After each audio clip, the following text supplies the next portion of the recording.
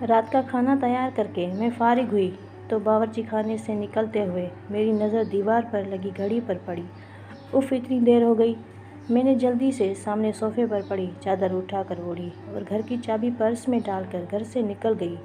راستے میں ہی مغرب کی اذان شروع ہو چکی تھی۔ بچے کہیں گے آج مما ہمیں ٹیوشن سے لینا ہی بھول گئی، میں سوچتے ہوئے تیز تیز قدموں سے ان کے ٹیوشن سینٹر کی جانب بڑھ گئی۔ مما آپ نے اتنی دیر لگا دی؟ 7 سالہ ریحان شکایتی نظروں سے مجھے دیکھتے ہوئے بولا، جبکہ 6 سالہ انم بھی منہ پھولائے چل رہی تھی۔ مجھے اس کا منہ دیکھ کر بے ساختہ ہنسی آ گئی۔ اچھا سوری بابا، آئندہ خیال رکھوں گی، ایسی غلطی دوبارہ نہیں ہوگی۔ ہم تب مانیں گے آپ کی بات جب آپ ہمیں ہفتے کو نانو کے گھر رہنے دیں گی۔ انم ریحان کی شرط پر میں نے حامی بھر لی۔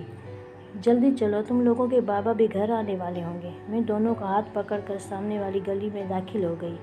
یہ راستہ شارٹ کٹ تھا، ادھر سے جلدی گھر آ جاتا تھا۔ ویسے میں روڈ سے ہی جایا کرتی تھی، زیادہ تر اس گلی سے گزرتے ہوئے کتراتی تھی۔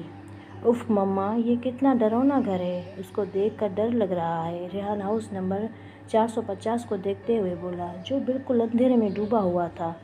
عجیب وحشت برس رہی تھی اس کی بات پر۔ میں نے دونوں بچوں کو لے کر جلدی سے آگے بڑھ گئی۔ رات کام سے فارغ ہو کر بستر پر لیٹی تو بے ساختہ نظروں کے سامنے وہ گھر آ گیا۔ اس گھر سے میرا ماضی جڑا ہوا تھا۔ میں آہستہ آہستہ اپنے بیتی ماضی کو سوچنے لگی۔ میرا نام الینا ہے، ہم 3 بہنیں اور ایک بھائی ہے۔ میرے بابا آرمی میں ہوا کرتے تھے، جبکہ اماں سادی سی گھریلو خاتون تھی۔ میں انٹر میں تھی تو بابا نے اماں کی خواہش پر بڑا گھر لے لیا، کیونکہ جس گھر میں ہم تھے وہ گھر ہمیں کافی چھوٹا پڑ رہا تھا۔ جس دن بابا نے نیا گھر لیا ہم سب بہن بھائی بہت خوش تھے۔ 2 منزلہ یہ بنگلہ نہایت خوبصورت تھا۔ نیچے والے حصے میں 3 بیڈ روم، بڑا سا ٹی وی لاؤنج اور ڈرائنگ روم اور باورچی خانہ تھا، جبکہ اوپری حصے میں 2 bed room, T V lounge اور ایک اسٹڈی روم تھا۔ چھوٹا سا باغیچہ تھا، اس میں نیم اور بیر کے درخت لگے ہوئے تھے اور کار پوچھ اتنا تھا ایک گاڑی کھڑی ہو جائے۔ میری بڑی بہن میرین جو مجھ سے 2 سال بڑی تھی، اور پھر اس سے چھوٹی ثنا جو 1 سال بڑی تھی، پھر میں تھی اور سب سے چھوٹا ہمارا بھائی جو اس وقت 7ویں جماعت میں تھا۔ ہم تینوں بہنوں نے اوپر والے بیڈ روم لیے، جبکہ نیچے حارث اماں بابا کے ساتھ رہتا تھا۔ ہم تینوں بہنیں کیونکہ کافی ڈرپوک تھیں تو ہم ایک ساتھ ایک بیڈ روم میں سوتی تھیں۔ جس دن ہم شفٹ ہوئے اس دن کافی تھکن ہو گئی تھی۔ رات گئے تک سامان وغیرہ سمیٹ کر فارغ ہوئے، باقی کا کام اب کل کر لینا، اب جاؤ تم لوگ بھی سو جاؤ۔ کھانے سے فارغ ہوئے تو امی بولی تو ہم تینوں بہنیں اوپر آ کر لیٹ گئی۔ تھکن اس قدر تھی کہ لیٹتے ہی نیند آ گئی۔ ابھی سوئے زیادہ دیر نہیں ہوئی تھی کہ مجھے نیند میں ایسا لگا کہ کوئی باہر دروازہ بجا رہا ہے۔ میں نے اٹھ کر دیکھا، دروازہ کھولا تو سامنے کالی بلی کھڑی مجھے گھور رہی تھی۔ اس کو دیکھ کر میری بے ساختہ چیخ نکل گئی۔ میری چیخ پر میری بہنیں گھبرا کر اٹھ گئی۔ کیا ہو گیا، سب خیر تو ہے؟ میرین نے میرے پاس آ کر پوچھا۔ تم بلی سے ڈر گئی؟ اس نے حیرت سے بلی کو دیکھتے ہوئے کہا، اور میں شرمندہ ہو کر واپس بستر پر آ کر لیٹ گئی۔ ہفتے کی رات ہم تینوں بہنیں رات دیر تک جاگ رہی تھی اور باتیں کر رہی تھی۔ یہی کوئی رات کے 2 بجے ہوں گے۔ ہمیں ایسا لگا باہر ٹی وی لاؤنج سے باتوں کی آواز آ رہی ہے۔ اس وقت کون ہو سکتا ہے؟ ہم بولتے ہوئے کمرے کا دروازہ کھول کر جیسے ہی باہر آئے تو ایسا معلوم ہوا جیسے یہ باتوں کی آواز باورچی خانے سے آ رہی تھی۔ باورچی خانے میں ہم نے جھانکا تو وہ کالی بلی سامنے وینٹر پر بیٹھی نظر آئی۔ ہمیں دیکھ کر اس نے چھلانگ لگائی اور سامنے کمرے میں گھس گئی۔ ہم ابھی سمجھ نہیں پائے تھے کہ یہ ہوا کیا۔ پھر ہماری نظر سامنے جلتے چولہے پر پڑی۔ ایسی خوشبو آ رہی تھی کہ جیسے کچھ پک رہا تھا۔ میرین نے آگے بڑھ کر چولہا بند کیا۔ ہم تینوں ہی گھبرا سی گئی تھی۔ اس بات کا ذکر ہم نے اگلے دن امی سے کیا، جس پر وہ الٹا ہمیں ڈانٹنے لگی کہ جلدی سویا کرو۔ اتوار کو خالہ اپنی فیملی کے ساتھ ہم سے ملنے آ گئی تھی۔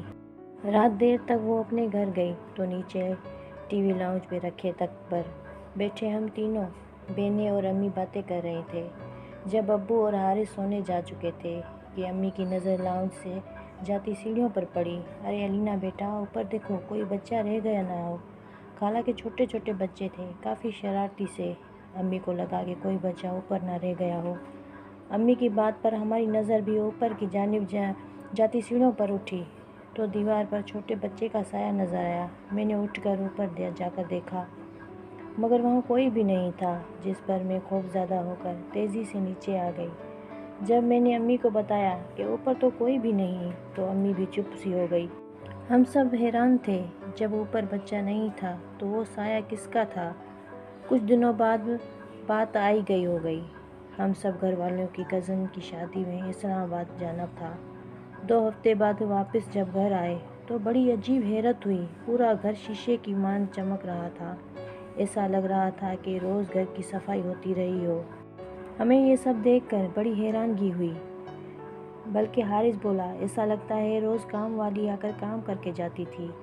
میں منہ دھونے کے گھر سے غسل خانے میں گئی تو غسل خانے کا گیلا فرش دیکھ کر مجھے حیرت کا دھچکا لگا۔